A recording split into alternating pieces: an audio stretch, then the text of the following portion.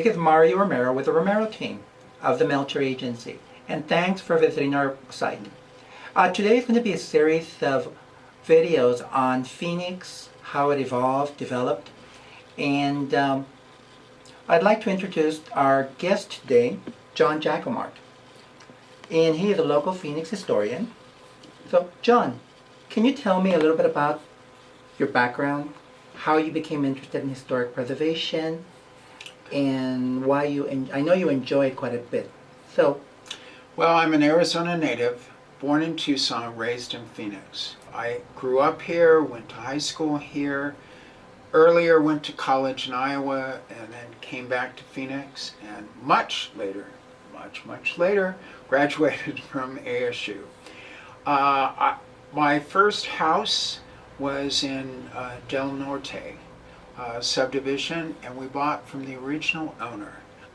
My passion for historic and real estate started then. John, tell us a little bit about the various historic districts, what the names are, how many we have, and kind of the general boundaries. I think a lot of people are under the misconception that Phoenix is so new that we don't have these little neighborhoods in central Phoenix that are very typical of a lot of architecture on the West Coast and also on the Midwest. And they'd be shocked to find the urban living that exists in downtown Phoenix. Well, we have a wealth of architecture in the valley, and residential architecture. We were small for so long. 1920 was the first time we surpassed Tucson. 29,000 population. We were 5 square miles. Now we're over 500 square miles.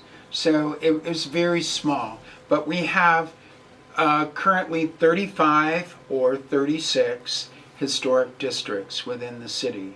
And this year, the City of Phoenix celebrates 30 years as far as a historic preservation office. One of the best guides to historic Phoenix is Historic Neighborhoods of Phoenix Maps, which was done showing the architectural styles and the list of the neighborhoods. Currently, this shows 35, and the difference between 35 and 36 is Garfield and North Garfield. But we have a number of historic districts going. The farthest south one is Roosevelt Place, which is 7th Street and Southern. The farthest north area is Windsor Square and Medlock Place, both from the 20s. Development of Phoenix, major development of Phoenix came after the war. But what we have architectural styles that relate to the period.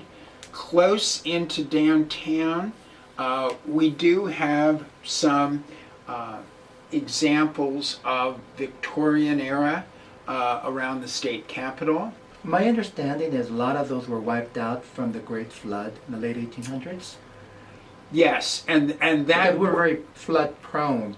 Very much. Before the reservoirs and dams were done up north.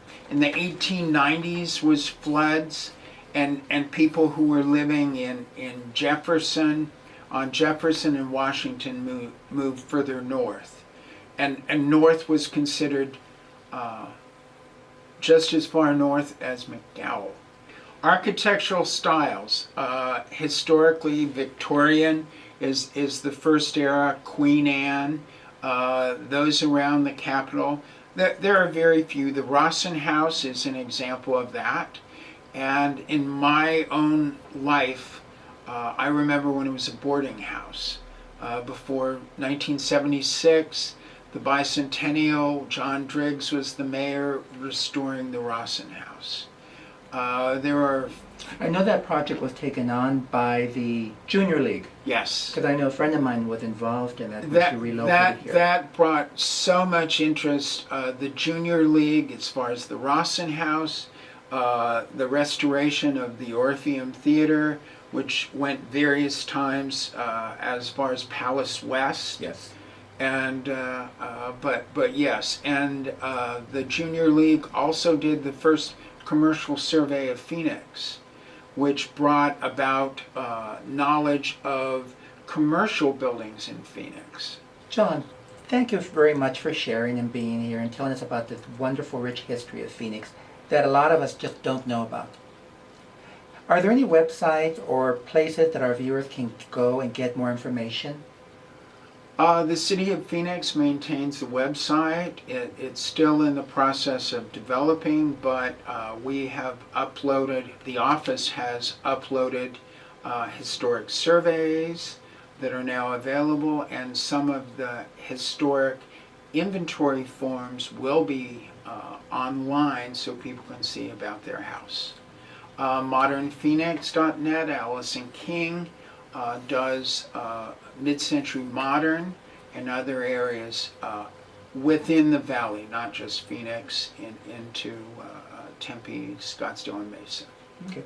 And I do know that various neighborhoods have annual home tours where they open up to the public and feature these homes built in the 20s, 30s, 40s. And just kind of, it's nice to go in and kind of relive our history and our past. So, if you have any questions about information you just heard about, or just about real estate in general, give me a call at 602-252-4191.